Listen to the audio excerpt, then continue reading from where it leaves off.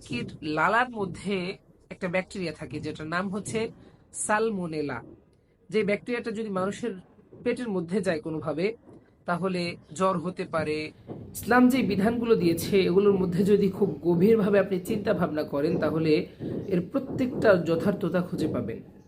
হযরত ইব্রাহিম আলাইহিস সালামকে যখন আগুনে নিক্ষেপ করা হয়, তখন শুধুমাত্র টিকটিকি ব্যতীত অন্য সকল প্রাণী সে আগুন নেভানোর চেষ্টা করছিল। শুধুমাত্র এই টিকটিকি এটা ইব্রাহিম আলাইহিস সালামের আগুনের মধ্যে আরো ফু দিচ্ছিল, যাতে করে আগুন বেশি করে প্রজ্বলিত হয়। রাসূল আকরাম সাল্লাল্লাহু আলাইহি ওয়াসাল্লাম হাদিসের মধ্যে এই টিকটিকিকে মারার আদেশ দিয়েছেন এবং বলেছেন, কেউ যদি প্রথমবার এই টিকটিকিকে মারতে পারে, মানে এক বাড়িতে মারতে পারে, তাহলে তার জন্য এত এত সওয়াব রয়েছে। তাহলে শুধুমাত্র হযরত ইব্রাহিম আলাইহিস সালামের এই ক্ষতি করার কারণে কি দুনিয়ার সকল টিকটিকির এই শাস্তির সম্মুখীন হতে হবে? না, বিষয়টা এমন নয়। আজকে আমি চ্যাটজিপিটি থেকে একটা আর্টিকেল পড়ে জানতে পারলাম যে এই টিকটিকির লালার মধ্যে একটা ব্যাকটেরিয়া থাকে যেটার নাম হচ্ছে সালমোনেলা।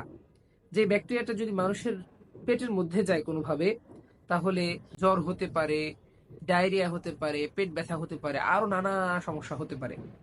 সুতরাং ইসলামের যে বিধানগুলো, সেগুলোর মধ্যে যদি একটু গভীরভাবে ভাবা যায় সেগুলো নিয়ে, তাহলে এর যথার্থতা অবশ্যই মানুষ বুঝতে পারবে।